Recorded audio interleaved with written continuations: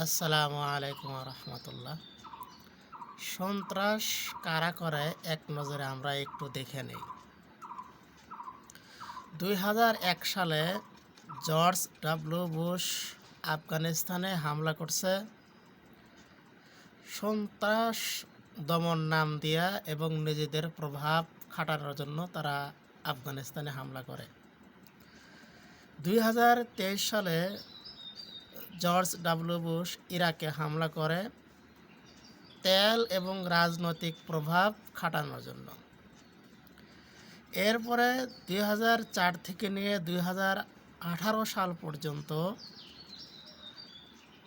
George Bush, Obama, Trump এই তিনজনও মিলে পাকিস্তানে হামলা করছে আল কায়দার নাম দিয়ে।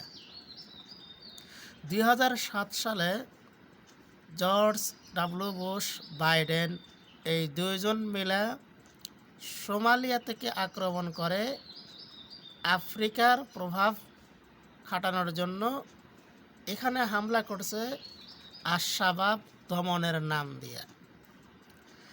এরপরে 2002 সালে জর্জ বুশ, বাইডেন ইয়ামনে আক্রমণ করে নিজেদের সমুদ্র বাণিজ্য প্রভাব বিস্তারের জন্য।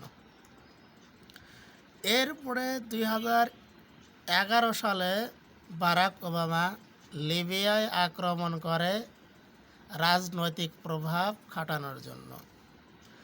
2014 সালে ওবামা, বাইডেন এই দুজন মিলে সিরিয়ায় আক্রমণ করে আইএসের নাম দিয়ে।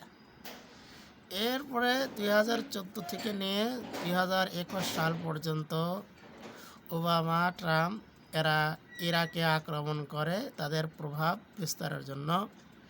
এরপরে 2013 থেকে নিয়ে 2017 সাল পর্যন্ত ওবামা এবং ট্রাম্প এরা দুইজনই নাজিরে আক্রমণ করে সামরিক ঘাঁটি সুবিধা পাওয়ার জন্য।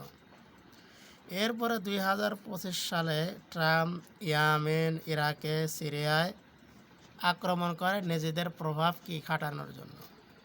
এরপরে 2026-এ ভেনেজুয়েলায় আক্রমণ করে নিজেদের প্রভাব খাটানোর জন্য।